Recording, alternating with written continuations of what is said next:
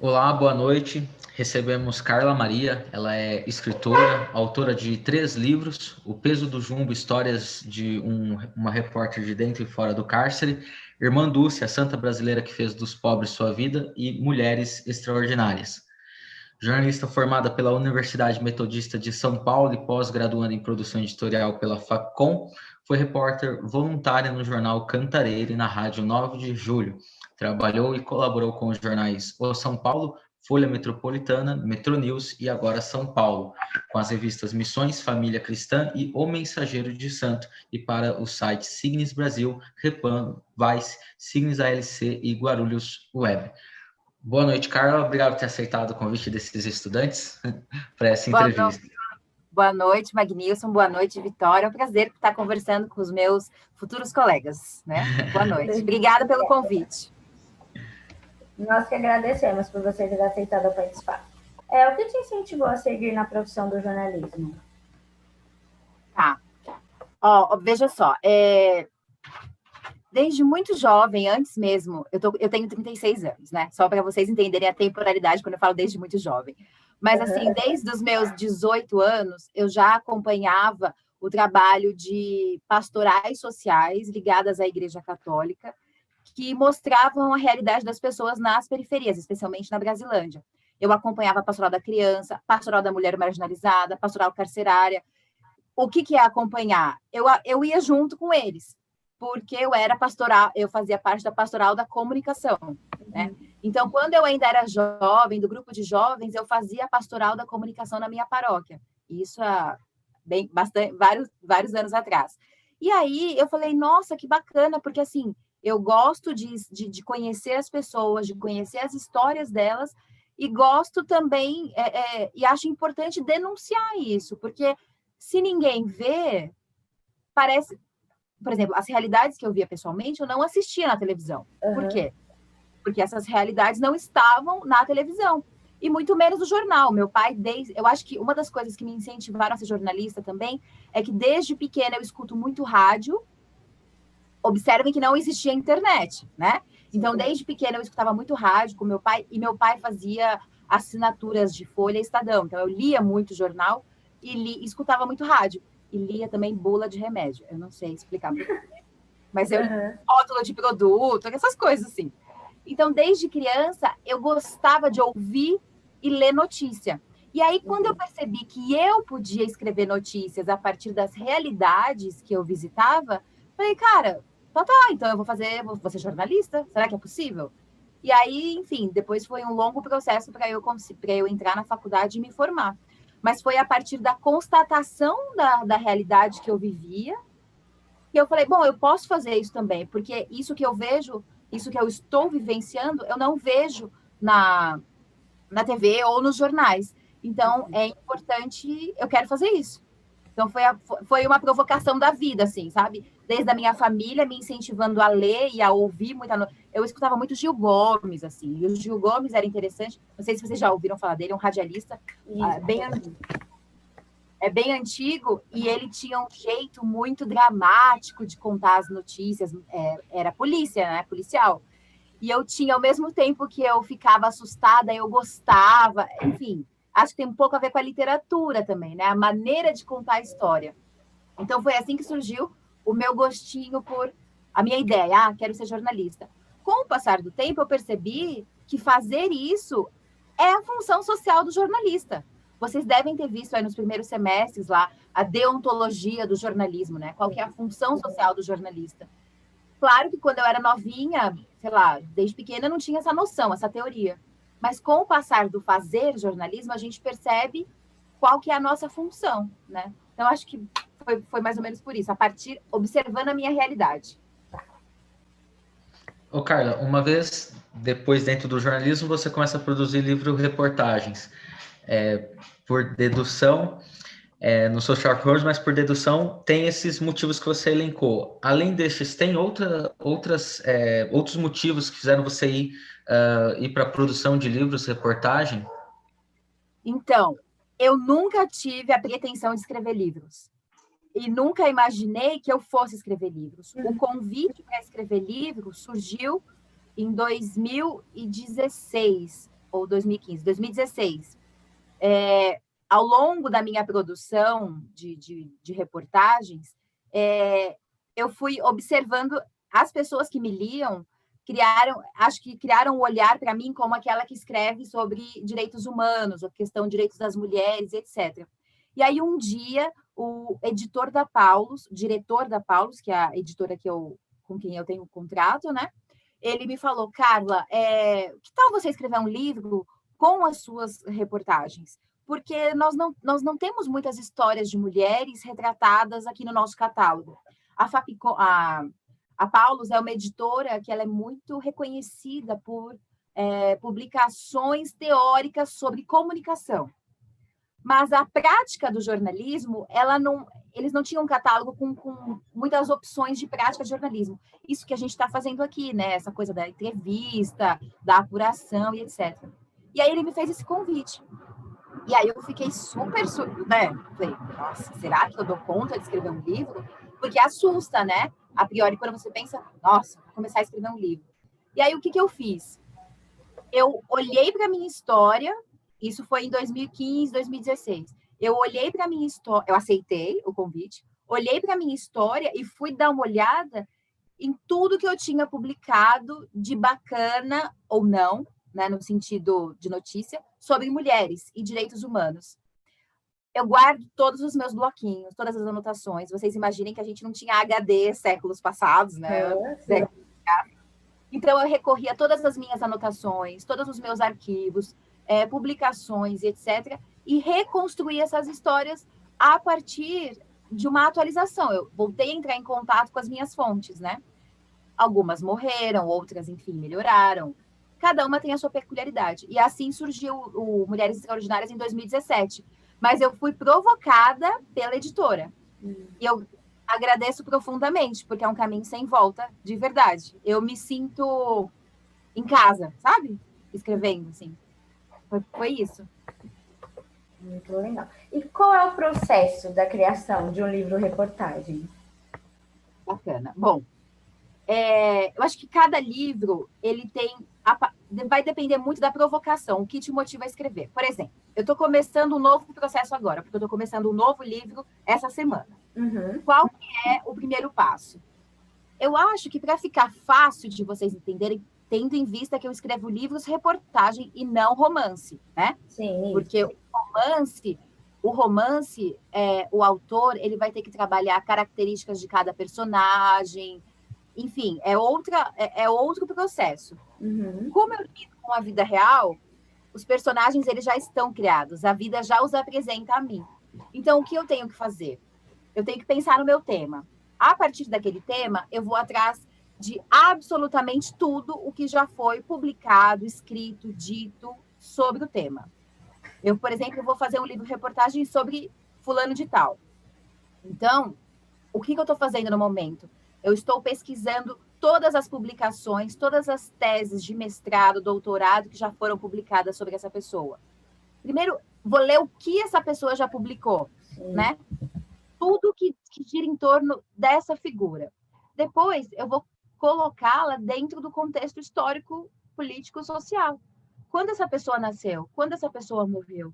O que aconteceu a partir da minha leitura anterior? Eu já tenho eu já sei o que aconteceu na vida dela. E aí eu vou encaixando, esse é o meu processo, né? Encaixando nesse tempo.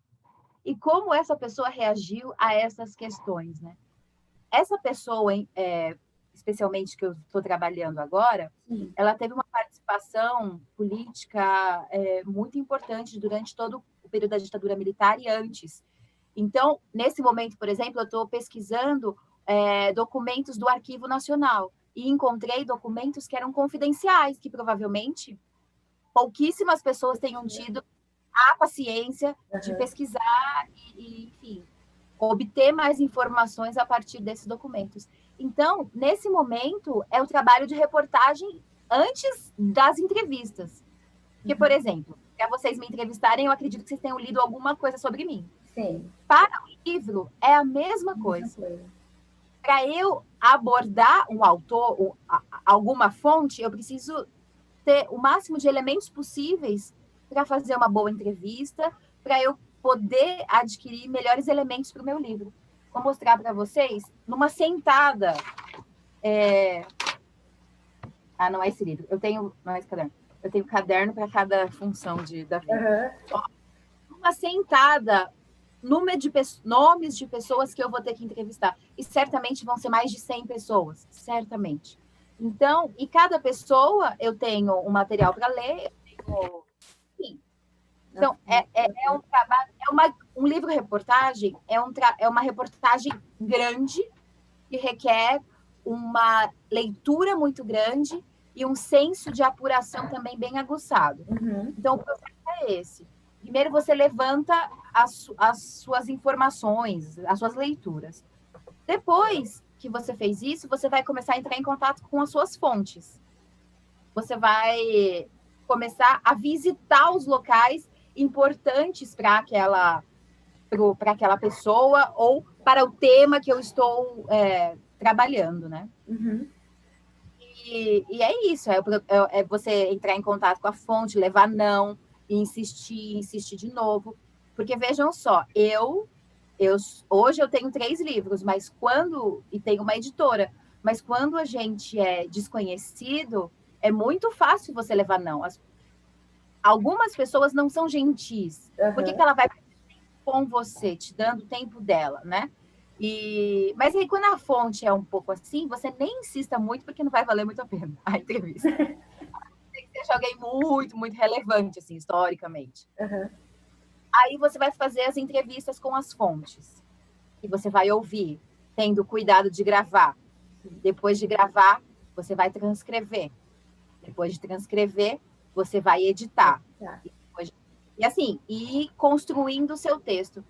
Eu estou falando assim, mas muitas vezes o processo, ele precisa também contar com itens de criatividade. Porque a gente está falando de livro.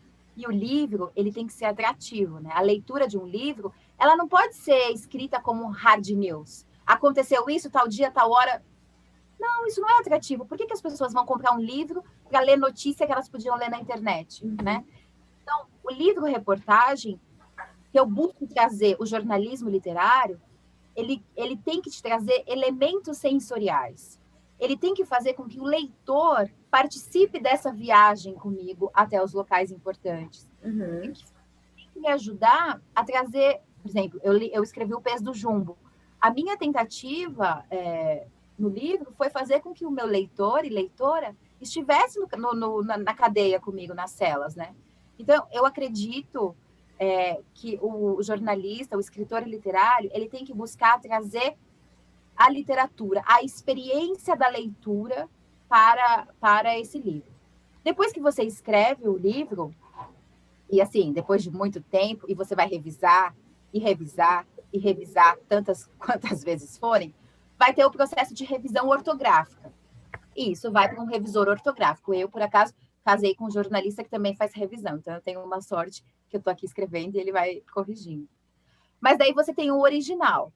Esse original, se você já teve o contato com a editora antes, o editor, lá na editora, ele vai receber esse editorial, esse artigo original, e ele vai começar a trabalhar com aquele original.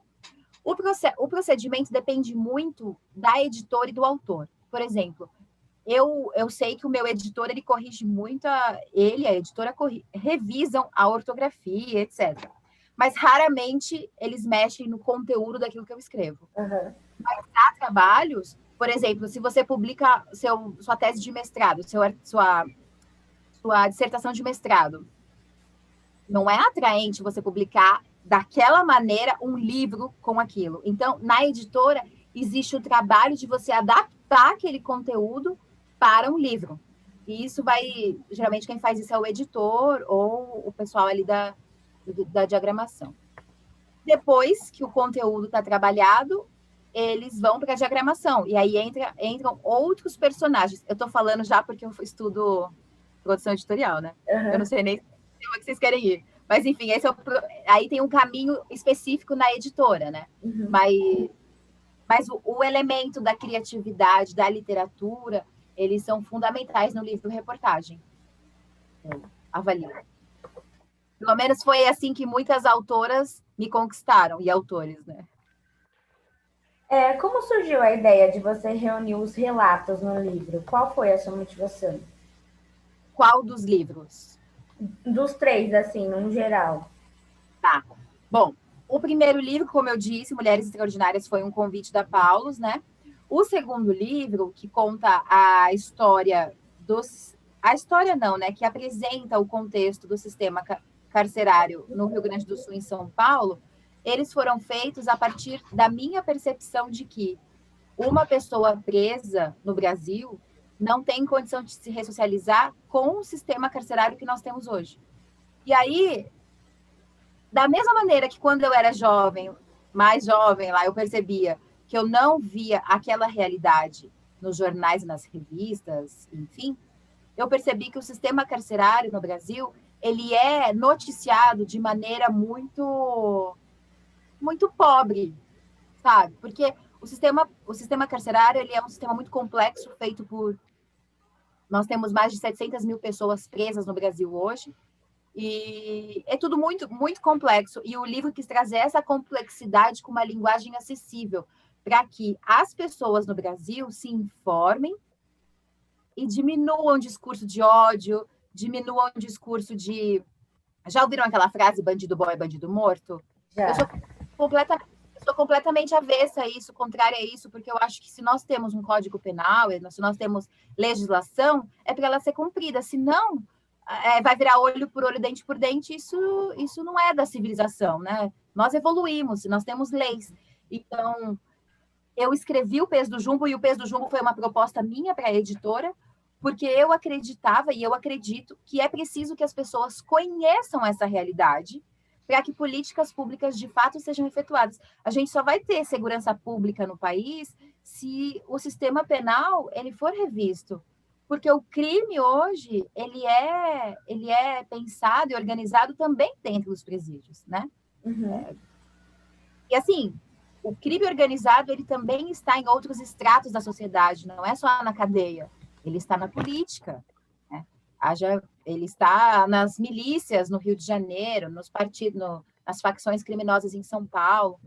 Então, essa foi a minha ideia do Peso do Jumbo. E tem um outro elemento também. Eu me interessava em saber como que as mulheres grávidas que eram presas iam se sentir ou iam viver aquela gestação dentro de um presídio, e depois como seria feita a separação da mãe com a criança. E eu trago isso no livro também. Então, essa foi a ideia. O Irmanduce, a santa brasileira que fez os pobres a sua vida, também foi um convite da Paulus, por conta da canonização da Santa Dulce no dia 13 de outubro do ano passado. Em agosto do ano passado, eles me propuseram escrever esse livro. E eu super aceitei, porque seria... É o primeiro livro-reportagem sobre uma santa nascida em território brasileiro, e nós, jornalistas, sempre procuramos um gancho, né? Sempre. E não teria maior gancho do que teremos uma primeira santa baiana, e a gente vai escrever sobre isso. Então, para mim, foi uma grande honra mesmo escrever um livro sobre essa mulher, que mais do que santa para os católicos, é uma cidadã que marcou a história da Bahia. E o processo de apuração sobre a vida dela foi um processo semelhante ao que eu disse antes. Eu precisei ler tudo que já havia sobre ela antes. Quando eu falo tudo, é impossível, né? Vocês sabem, tem muitas coisas. Mas eu fiz um levantamento possível, até porque o Irmanduce eu escrevi em 47 dias contados, porque foi muito difícil, porque eu tive que ir até a Bahia, obviamente. Eu já tinha feito a cobertura da beatificação dela em 2015 em Salvador, então eu já tinha alguns elementos, mas a gente sempre precisa atualizar. E aí eu fui atrás de documentos da vida dela, do processo de beatificação, tentei muito entrevistar o Papa Francisco, mas eu não consegui, ainda estou na fila, quem sabe antes, né, dele ou de eu morrer, eu consigo. Então, o processo foi assim, eu conversei com a irmã dela, que ainda está viva, né, conversei com um homem que era cego e voltou a enxergar, e por isso que foi possível reconhecer o milagre pela intercessão dela. Então, o caminho é sempre o mesmo. Ouvir. O trabalho do repórter, ele é basicamente de escuta e observação, na minha opinião. Então, todas as vezes que eu vou para entrevistar alguém, eu preciso ter tempo, porque eu vou para escutar. E, às vezes, a nossa apuração, ela não se dá só naquilo que a gente escuta, ela se dá naquilo que a gente lê, né? No sentido de observar se a pessoa está nervosa, se ela está feliz, se ela tá, aonde que ela mora, qual que é a roupa que ela está vestindo, o que tem atrás dela. Então, para tudo isso, é preciso de tempo, é preciso também que o repórter, que eu sou uma repórter, ele esteja aberto, né, livre de preconceitos, pré-julgamentos, para poder absorver. É como uma esponjinha, sabe? A gente vai para a pauta, a gente vai fazer a entrevista e a gente absorve tudo, até o corpo. Eu tenho experiências que estão no livro, inclusive, Mulheres Extraordinárias, de fazer apuração na Cracolândia. No momento, eu estou concentrada e trabalhando. Mas quando você está em casa, tomando banho, parece que a ficha cai e você vê aquelas realidades, assim, e aí você começa a chorar, enfim. Porque é isso, os repórteres são seres humanos, né? Sim. Eu acho que esse outro ponto é relevante. A sensibilidade, ela precisa permanecer. Eu tenho muitos anos de reportagem, mas eu acho que uma coisa que eu luto para não perder é a sensibilidade. Porque a gente não pode normalizar a violência, não pode normalizar absurdos, violações, etc. Então, essa é uma outra característica para o livro reportagem, a sensibilidade, na minha avaliação. Quando você chegou a conversar, né, a entrevistar as mulheres grávidas, o sentimento delas, foram quantas mulheres que você entrevistou? O sentimento delas, assim, de ter a separação dos filhos futuramente, são todos iguais? Não, são diferentes sentimentos, né? Porque nós mulheres somos diferentes. Sim. A depender da idade é diferente também. Mas, por exemplo, as meninas, né? Eu entrevisto, vou pegar uma jovem ou a mais velha. O que eu senti, a mais jovem se sentia assim muito culpada, porque na verdade ela tinha a dependência química, né? Ela tira a razão das pessoas, ela tira os filhos das pessoas. 2 das meninas que eu entrevistei em São Paulo, que eram mães e se separaram da criança dentro do presídio, elas eram usuárias de drogas e foram presas portando pedras de crack. E a legislação brasileira, ela não define quantidade de droga para você ser caracterizado como traficante ou usuário. Então, vai depender muito daquilo que a autoridade policial, no momento do flagrante, ela vai dizer, né? Por isso que a gente costuma dizer que as pessoas negras, a probabilidade dela ser presa é muito maior do que a de um branco, quando ambos estão com as mesmas drogas. Por quê? Porque o flagrante do policial, ou da policial, ele não é feito a partir só da lei, ele é feito a partir do olhar dele de uma sociedade que é racista, né? Então, por isso que se você visita os presídios em São Paulo, você vai ver que 70% das pessoas presas são negras. E não acho que é porque os negros cometem mais crimes do que as pessoas brancas, mas é porque as pessoas presas, elas são mais presas do que as brancas, né? Enfim, esse é um parênteses. Por quê? Porque uma das jovens que eu entrevistei, gestante, ela era negra. E ela falava, o policial entrou na minha casa, ela foi presa grávida e tinha um bebezinho de colo. O policial entrou na minha casa sem uma ordem do juiz. Ele falou que eu era qualquer uma, que eu era traficante. Enfim, tinham dito que o marido dela e ela eram traficantes. E esse cara entrou na casa, prendeu ela no flagrante e ela foi para o presídio de Santana. Quando eu entrevistei ela falou que ela se sentia muito culpada, porque ela tinha cometido um crime de acreditar no companheiro dela, sim, porque, segundo ela não tinha cometido crime. E de que quem estava pagando por isso era a filhinha dela, que estava distante dela. Então, o sentimento de culpa, ele é algo muito, muito evidente. E aí você muda de a mãe está 24, a gestante está presa, e aí ela tem o neném. Ela pode ficar com esse neném até 6 meses de idade, a depender da unidade prisional. Existem regras gerais, mas tudo vai depender muito da direção da unidade prisional, que tem que tem um estatuto próprio, não é estatuto, tem regras próprias da dinâmica de funcionamento, disciplina, etc. E aí, você imagina, você é mãe 24 horas, você acorda com a criança, dorme com a criança, e de repente essa criança é arrancada de você. Porque vamos lembrar, a criança não cometeu nenhum crime, portanto, ela não pode ficar presa. E a gente nem sabe os impactos, a ciência tem pesquisado quais são os impactos de você ter os primeiros meses da sua vida dentro de uma cadeia, com limitação de sol, limitação de brinquedos, etc. Então, quando há essa separação, há também muita depressão. As meninas se sentem depressivas. Outras se sentem motivadas a sair dali e voltar a encontrar as crianças. Então, não é possível você dizer o sentimento delas, porque cada mulher tem uma história, tem uma especificidade. Tem mulher que quer sair, matar o companheiro, porque às vezes se sente usada. Tem mulher que diz, não, eu não fui usada, eu de fato entrei no crime porque eu precisava de dinheiro e o tráfico foi uma das possibilidades.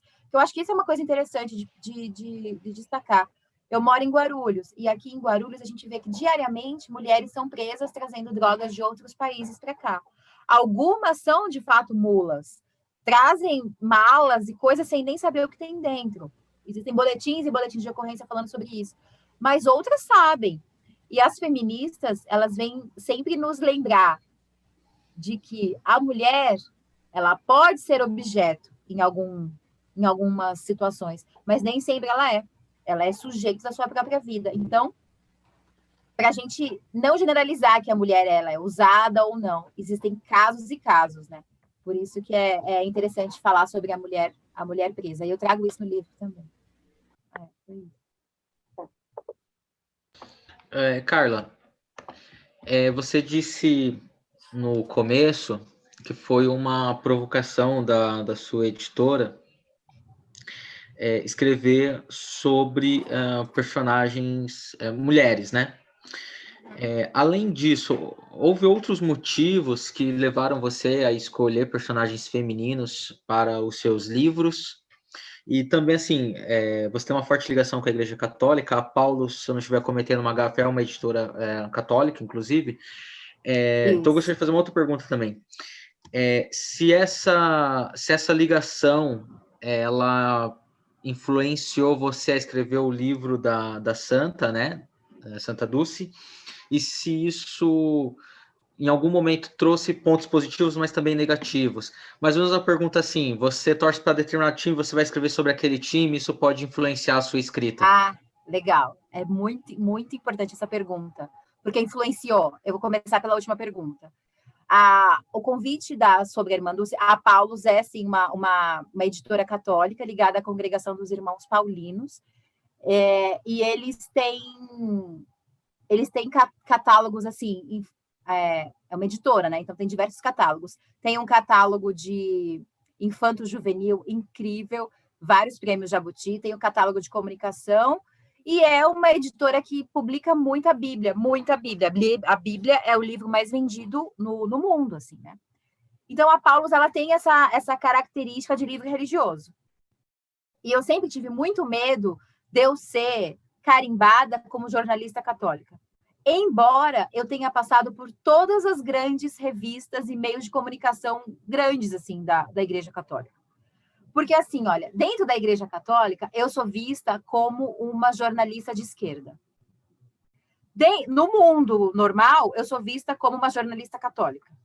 E esses rótulos todos me deixam muito, muito... Assim, eu não tenho o que fazer, além de aceitar, mas me fazem muito pensar de que não importa o quanto você se esforce, o quanto você se esmere, o quanto você trabalhe, as pessoas sempre vão simplificar o seu trabalho, te encaixando em alguma caixinha, te encaixando em algum rótulo. Em 2015, quando eu fui cobrir a beatificação da Irmã Dulce, eu já virei fã dela. E com certeza, Magnilson, o meu trabalho, o meu livro-reportagem sobre Santa Dulce, ele tem um pouco da minha fé cristã nela, da minha admiração nela.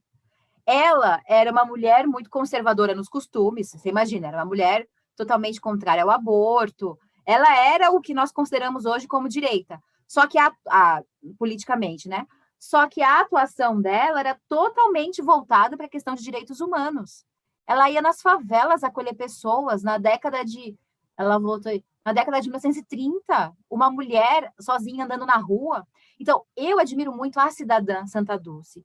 E certamente esse livro-reportagem, para o leitor mais atencioso, ele vai perceber que a repórter, ela admira a santa. E eu acho que está tudo bem quando o autor ele é honesto com o leitor dele, sabe? Diferentemente de quando você faz trabalhos e você fica sempre sendo dúbio. Aquela tal da neutralidade, ela é importante, mas a gente busca ela. Mas ela não existe. Ela não existe. Porque eu faço avaliações. Por exemplo, eu estou levantando as minhas fontes para o próximo livro, né? Com certeza, se eu tivesse que entrevistar o Bolsonaro para falar da minha nova presidente, da minha nova pessoa que eu estou escrevendo o livro, eu iria entrevistá-lo porque ele é o presidente da República, não porque eu gostaria de ouvir o que ele fala, porque eu sei que ele não fala nada de interessante. Só estou dando um exemplo de que todas as nossas ações referentes a um texto que você escreve, elas já fazem uma pré-seleção baseado naquilo que eu sou, naquilo que eu acredito. Então, com certeza, o fato da editora ser católica, escrevendo sobre uma santa católica, é um olhar para o mercado. Não existia... Hoje tem mais 3 livros sobre Santa Dulce. Tem uma bibliografia de um jornalista muito competente, que é o Graciano Ramos, se não me engano, do BuzzFeed News, não sei se vocês conhecem. É uma biografia belíssima, eu já li. O meu livro é um livro-reportagem. Ele demorou 8 anos para escrever esse livro. Então, vale a pena, para vocês verem como é diferente também as estratégias de apuração. Sim. E os processos, né? Uma biografia, ela demanda muito mais do que um livro-reportagem. O livro-reportagem, eu me pauto, eu seleciono o que eu quero trazer ao leitor, né? E a Paulus, como uma editora católica, com certeza ela quis alcançar esse nicho de mercado, né? Porque todos os anos ela vai ter um gancho para vender esse livro, porque todos os anos vai ter um dia de Santa Dulce, por exemplo, né? O livro sobre as mulheres extraordinárias. Todo mês de março tem mulheres extraordinárias. Tem o Dia da Mulher. Infelizmente, são as extraordinárias. E, infelizmente, nós temos todos os meses histórias de violência doméstica. Então, são livros sempre atuais, né? E, assim, eu não sou ingênua de acreditar que a Paulus fez isso só porque ela é apaixonada pela Santa Dulce. Pode ser também porque é uma editora católica, mas é também porque tem público para comprar um livro sobre a primeira santa brasileira. Então, eu acho que sim, o fato de eu ter trabalhado na imprensa católica, não produzindo jornalismo religioso. Isso é interessante, vale até uma outra... Eu nunca fiz jornalismo religioso, eu faço jornalismo e trabalhava em meios católicos, né? Então, eu acho que isso impacta, sim, o leitor mais atencioso, ele vai observar que eu sou uma fã da Santa Dulce, sim, com certeza. Porque quando você conhece de perto a vida de uma pessoa, você tem 2 opções. Ou você vai gostar muito dela, ou você vai ficar indiferente a ela. E eu gostei muito dela, muito. E que bom, porque assim, eu fiquei 47 dias só pensando nessa mulher. Só pensando nessa mulher. Eu fico monotemática. Em relação... Minha pergunta. Peraí, vamos lá. Gente, eu acho que eu sou uma entrevistada difícil, sabe por quê? Porque eu falo assim, falo, e volta. Mas eu acho que é ótimo.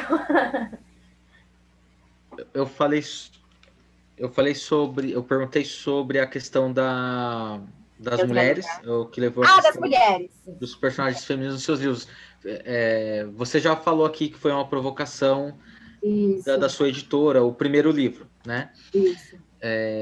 Mas se teve outros motivos que levaram... Porque, assim, o primeiro livro é de 2017 e de lá você só não publicou em 2018, né? Publicou em 2019 o livro da Irmã Dulce e agora o Peso de um Jugo, que é deste ano. Isso. Se teve outros motivos que levaram você a escrever sobre personagens femininos. Tá.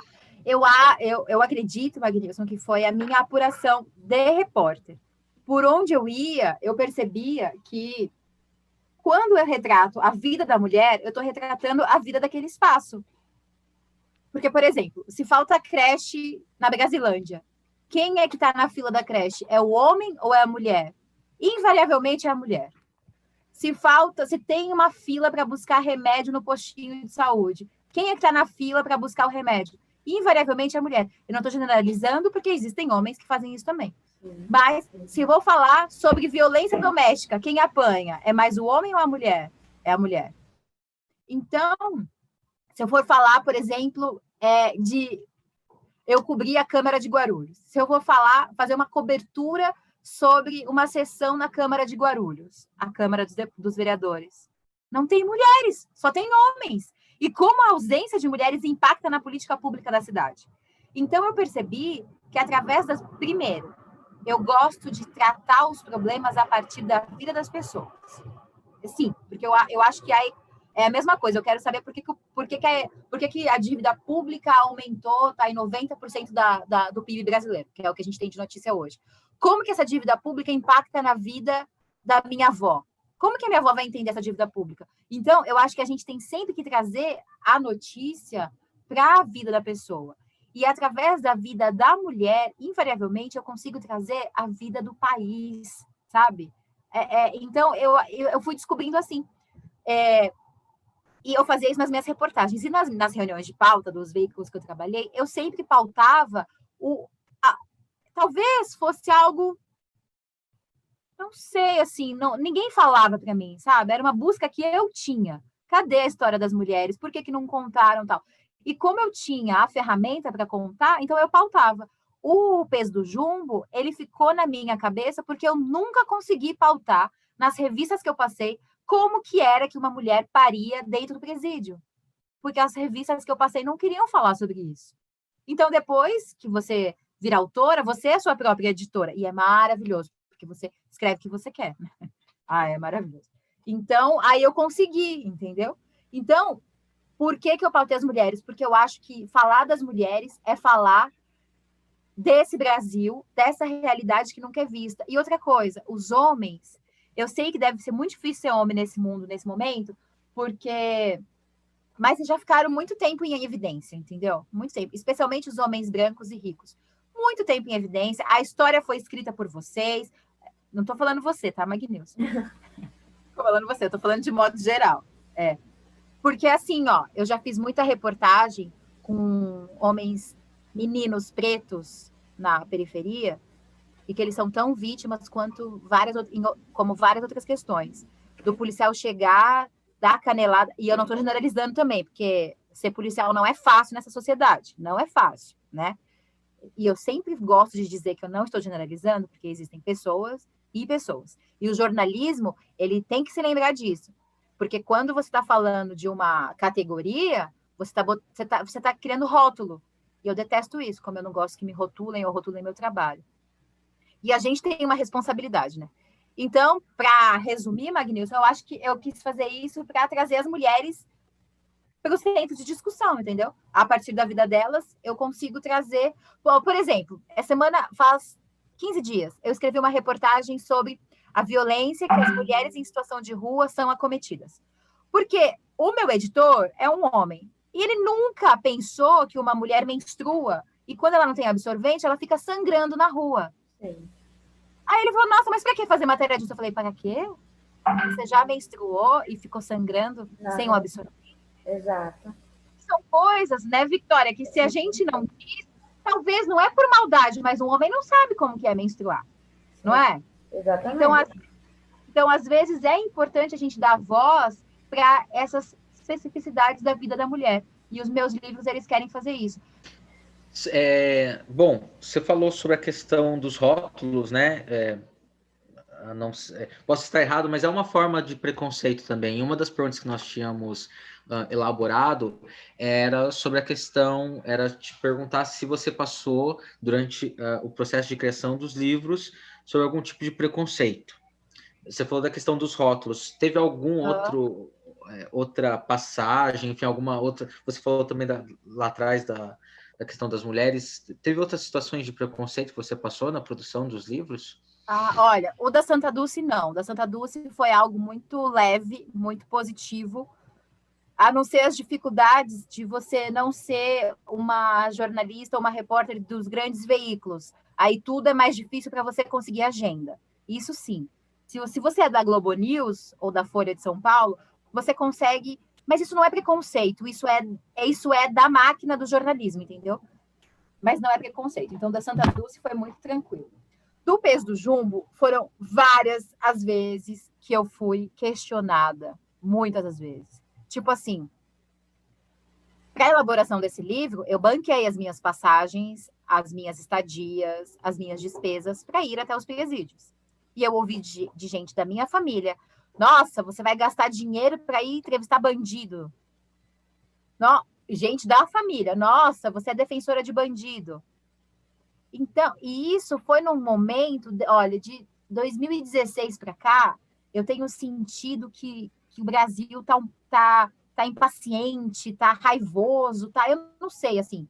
E foi nesse período que eu estava apurando o livro. Esse livro, eu terminei de escrever O Peso do Jumbo antes de lançar, de começar o Irmanduce.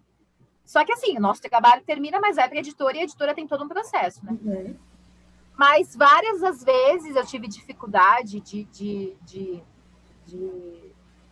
fazer as minhas pautas, assim, sabe? Porque... Mas você sabe que eu não... Fora da família, que eu fiquei muito chateada, eu tentei não internalizar muito isso, porque se você internaliza, você paralisa. E se você paralisa, você não faz seu trabalho, né? Então,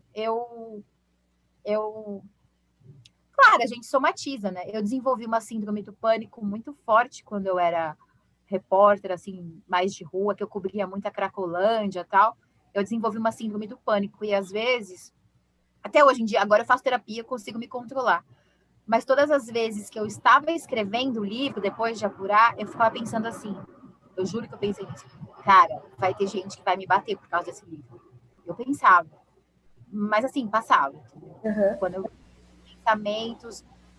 Nós não conseguimos lançar o Peso do Jumbo ainda em nível nacional. Eu não viajei para lugar nenhum, porque ele foi lançado e começou a pandemia, né? Então, eu não tive o contato com o público. Por exemplo, isso que eu estou tendo aqui com vocês, eu fiz muito com Mulheres Extraordinárias do Irmanduce. Eu viajei o país, eu fazia lançamento com as pessoas, e esse retorno é importante. A sua produção literária, ela mudou algo em você? A criação dos livros, ela mudou algo em você com as histórias? Quando você escreve, você tá... É como se você tivesse plantado uma árvore, sabe? Tem aquela história que você tem que plantar árvore, escrever livro e ter um filho? Eu entendo completamente isso. Uhum. Quando você escreve, você está deixando a sua marca no mundo. Embora, é engraçado, né? Ao passo que o livro-reportagem, ele não é um romance, ele não é uma criação sua, ele tem traços seus. E eu acredito que essa forma literária de trazer a notícia, essa forma mais humana, é um traço meu.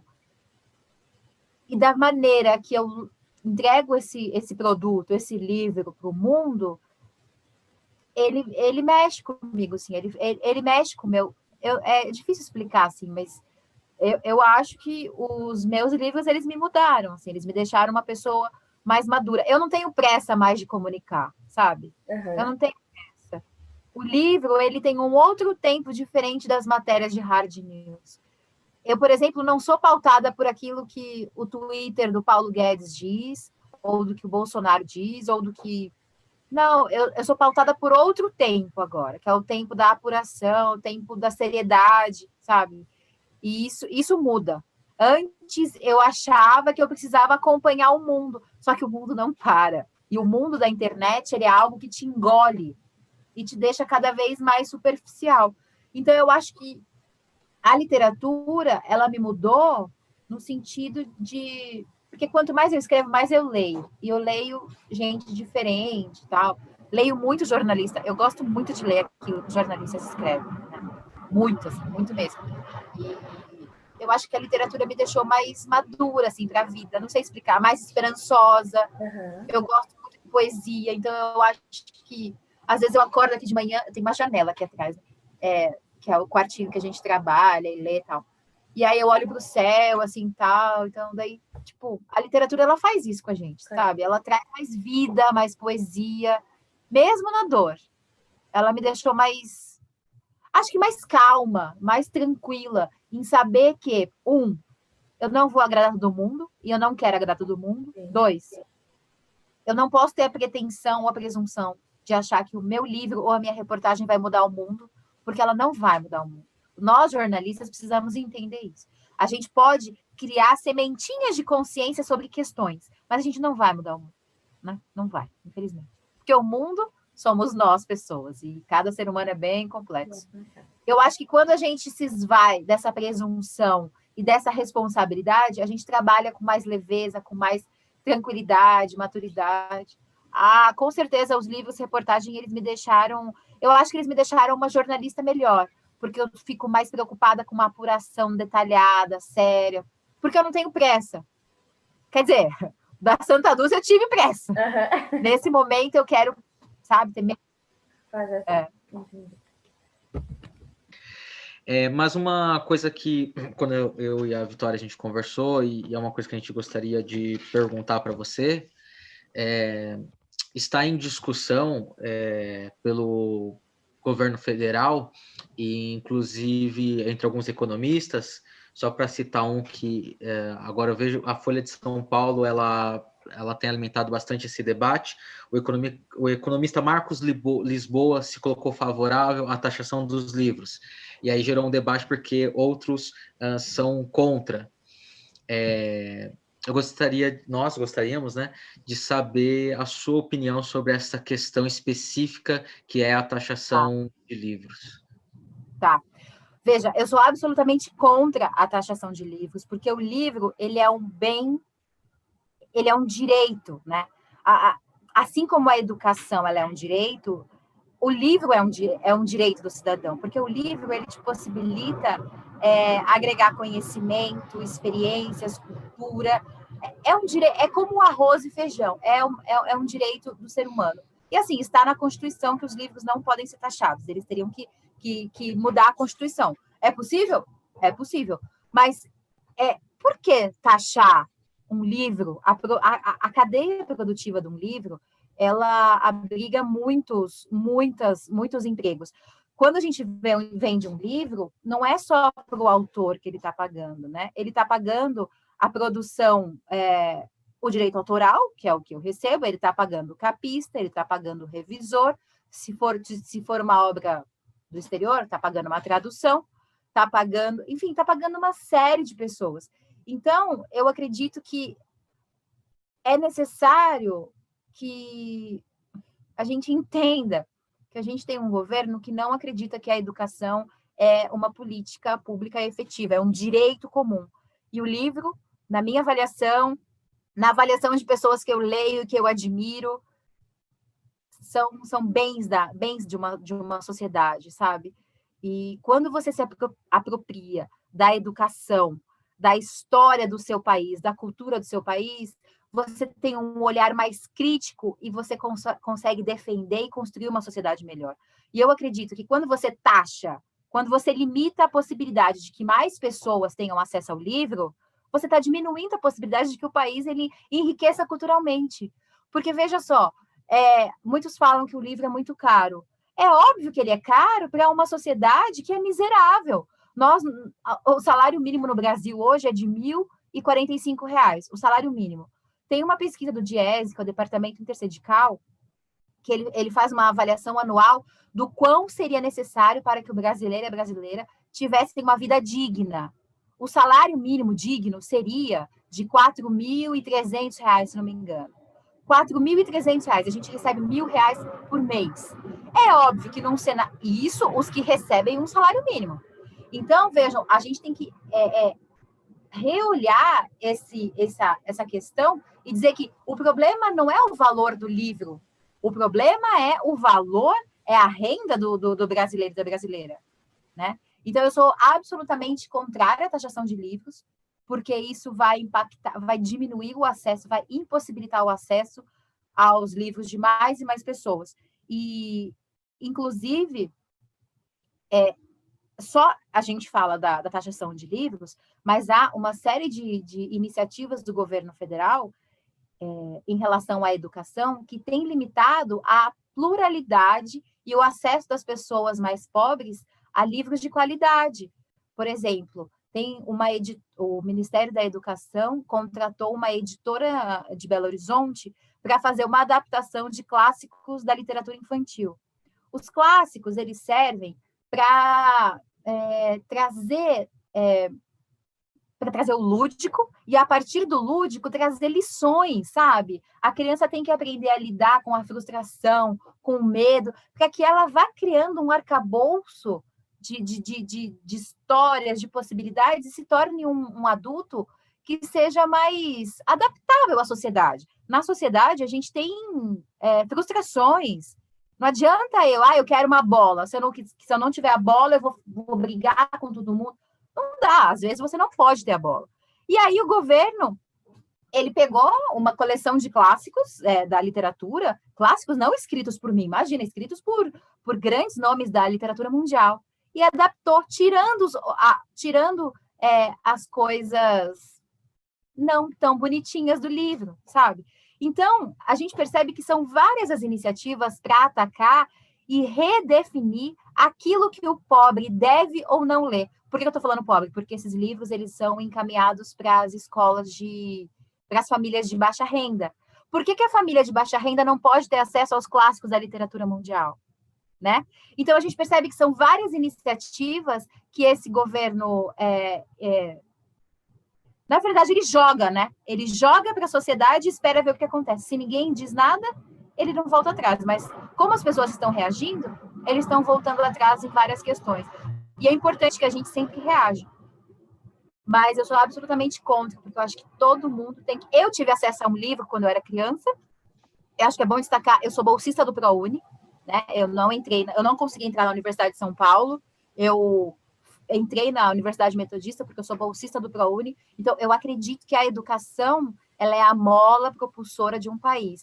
A educação mudou a minha vida como mulher, como ser humano. Isso não tem a ver com sucesso, sabe? Tem a ver com felicidade. Se você olhar a minha conta bancária, ela não é igual a uma pessoa de sucesso, entendeu? Mas se você conversando comigo, acho que vocês entenderam que eu sou uma pessoa, feliz. Eu sinto que eu contribuo com a sociedade, etc.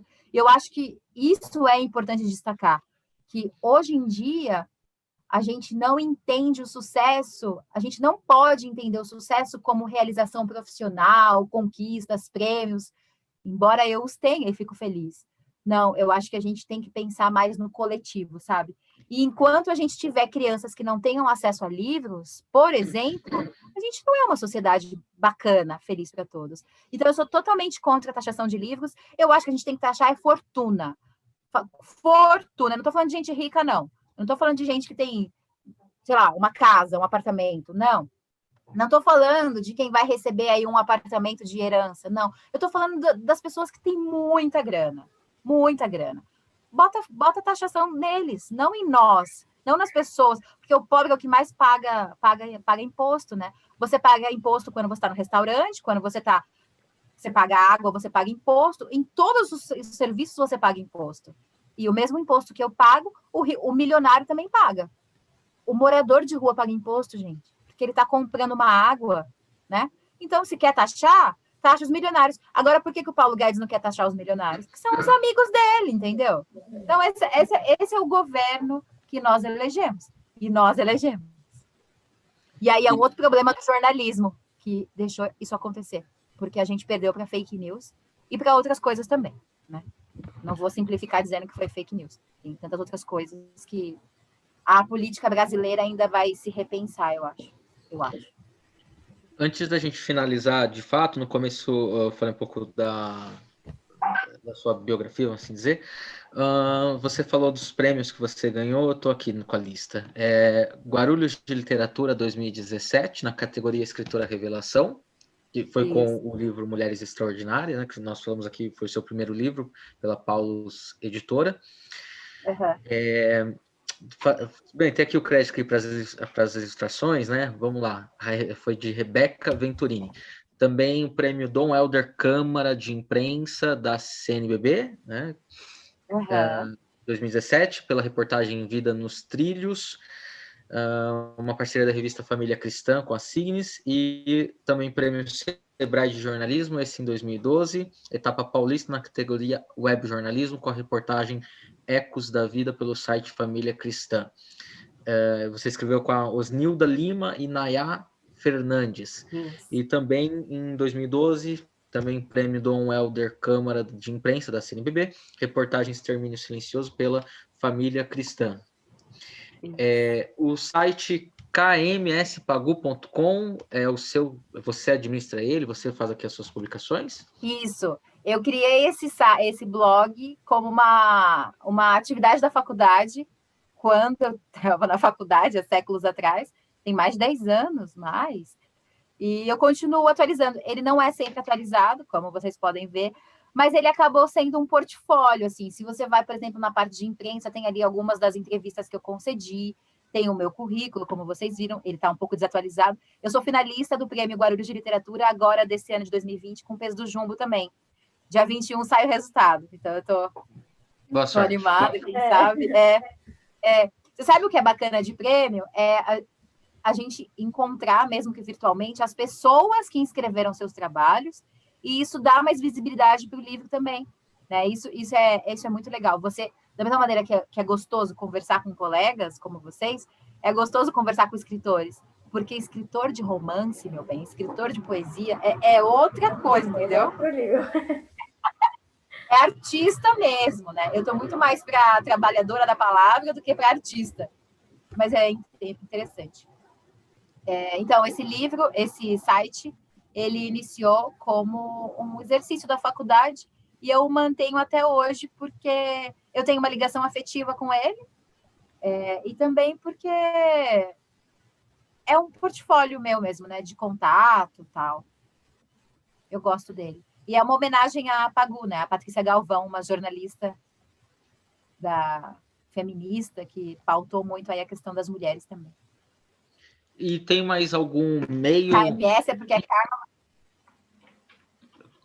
E tem mais algum meio que você atualmente escreve, que as pessoas podem acompanhar o seu trabalho? Tem. Eu estou colaborando com um jornal que chama O Trecheiro, que é um jornal que é feito para a população em situação de rua. Tem sido uma experiência assim, muito incrível. Durante a pandemia, eu comecei a colaborar com eles e eu tenho andado assim pelas ruas de São Paulo e ouvido histórias que realmente me mexem, sabe? Mexem com a gente, assim, porque é uma coisa você falar de desigualdade social, outra coisa é você ver a desigualdade social, né? É você ver que a pessoa tem que acordar de manhã e saber que ela tem que recolher a barraca dela antes da polícia chegar e tomar banho em tal lugar, comer em outro lugar, dormir, é assim. E eu colaboro também com um site da Semana Social Brasileira, que é uma articulação política ligada à Conferência Nacional dos Bispos do Brasil, e eu basicamente escrevo sobre política ali para eles, faço reportagens, né? Eu não faço análises, eu faço reportagens sobre a questão política, assim, várias questões, né? Inclusive, eu estou pautada para entrevistar o bibliotecário do Vaticano, o cardeal Dom José Tolentino. Vamos ver se eu consigo. Quem sabe ele me passa o WhatsApp do Papa.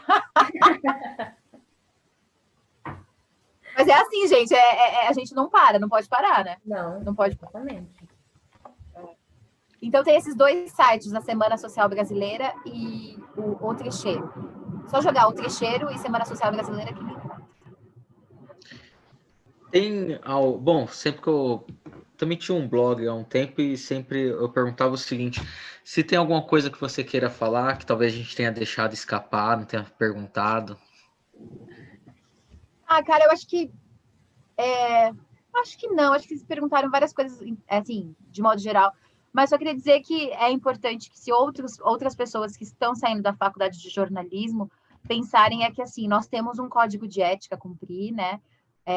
O jornalista, ele tem uma função social na sociedade e é muito importante, cada vez mais, a gente entender a nossa função nesse país, que tanto precisa ter notícias verdadeiras, apuradas, checadas, sabe? De que se esse copia e cola está ultrapassado, está antiético, e se você faz isso na faculdade, saiba que está errado, que é crime e que não pode fazer isso, né? Então, é só chamar mesmo as pessoas para que sintam-se parte de um processo que pode trazer, de fato, a democracia, né? Enfim, eu acho que o Brasil que a gente vive hoje é resultado também de um jornalismo que não foi tão comprometido com a verdade, né? Então, eu acho que nós precisamos fazer a nossa parte, sabe? No pequenininho, você vai escrever o seu texto, escreve apurado, com carinho, com compromisso. Eu acho que convidar aí os nossos colegas a repensarem nisso, que nós temos É óbvio que tem muitos colegas que não têm diploma e exercem a função, às vezes, tão melhor do que nós que temos. E o problema não é o diploma, o problema é a reflexão se nós estamos cumprindo ou não a nossa função, né? Porque não adianta você ter um diploma e você queimar o nome da categoria. Nós somos uma categoria. E embora os jornalistas não sejam muito queridos um com o outro, como outras categorias são, eu acho que nós precisamos valorizar mais o trabalho do colega e o nosso trabalho, sabe? O mercado, ele tá muito selvagem. Se você perguntar aí para 10 jornalistas, de 10, 8 jornalistas são PJ trabalhando. Você vai para a pauta, você tem que fotografar, filmar, revisar, editar, diagramar e publicar. Ou seja, você faz o trampo de 5 pessoas, porque se você não fizer, você não tem emprego. Mas aí você está tirando a possibilidade de outras pessoas terem também, né? Uhum. Então, é bem complexo isso. Eu sou sindicalizada, porque eu acho que a gente precisa pensar que nós somos trabalhadores. Assim como os garis, nós somos trabalhadores. E o jornalista precisa tirar essa empáfia. Nós não somos melhores trabalhadores do que nenhuma outra categoria, né? Ao contrário, nós dependemos dos outros para o nosso trabalho. Eu já entrevistei prostituta, morador de situação de rua, pessoa presa, bispo, padre. Olha, professor, já entrevistei de tudo. E eu sempre precisei das pessoas. Então, é isso. O jornalista, ele precisa dos outros para ser o profissional que ele é. Então, eu acho que o sentimento de compromisso e humildade para exercer a profissão são essenciais. É isso. Vitória? Eu quero agradecer, né? Muito obrigada pela entrevista. Foi muito bom saber da sua experiência, que você contasse um pouco mais da sua história, a gente entender melhor, né? Vindo de você, eu gostei bastante, agradeço muito pelo contato. Né? Mas quer falar alguma coisa? Não, só queria agradecer a vocês também, foi um prazer conversar com vocês.